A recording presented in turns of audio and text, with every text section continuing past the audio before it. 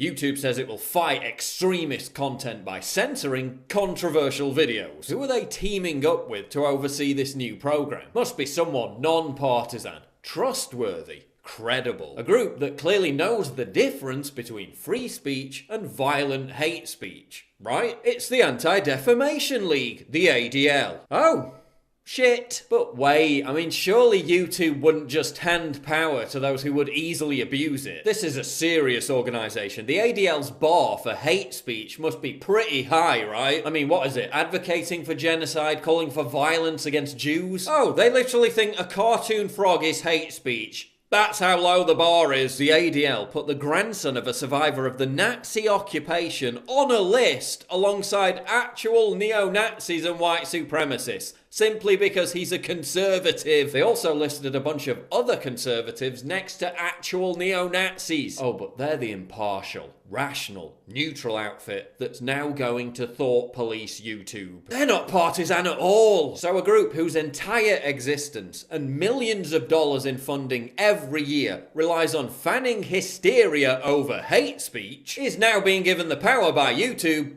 to patrol hate speech. Gee, what could possibly go wrong? Who else is working with YouTube to patrol hate speech? The Institute for Strategic Dialogue, a group that runs a program on far-right extremism in coordination with the Swedish government. Oh, you mean the same Swedish government that put 14,000 people, most of them conservative commentators, on a Twitter hate speech block list. The same Swedish government that put PewDiePie, a dude whose content consists mostly of him playing video games, on that same hate speech block list. A government that thinks posting factual statistics about the link between migrants and violent crime is an act of hate speech. What could possibly go wrong? Who else gets to decide what is and isn't hate speech on YouTube? The No Hate Speech Movement, a group that says websites that criticize Islam are hate speech. A group that says the President of the United States should be banned from Twitter for hate speech. Yeah, that bar still seems pretty low, doesn't it? But hey, I guess YouTube are just following the example of Twitter and Facebook. When Twitter wanted to crack down on abuse and harassment, they teamed up with feminists who think telling them they suck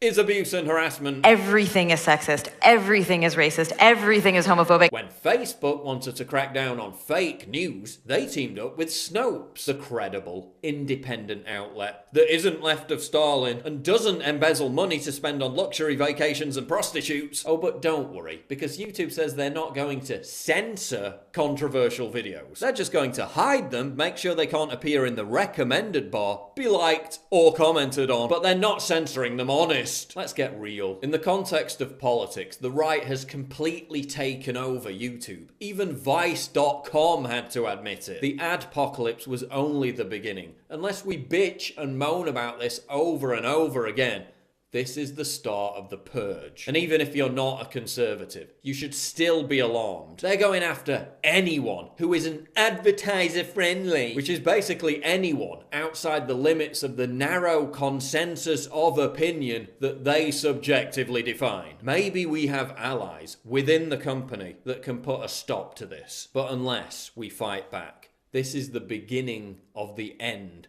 for free speech on YouTube.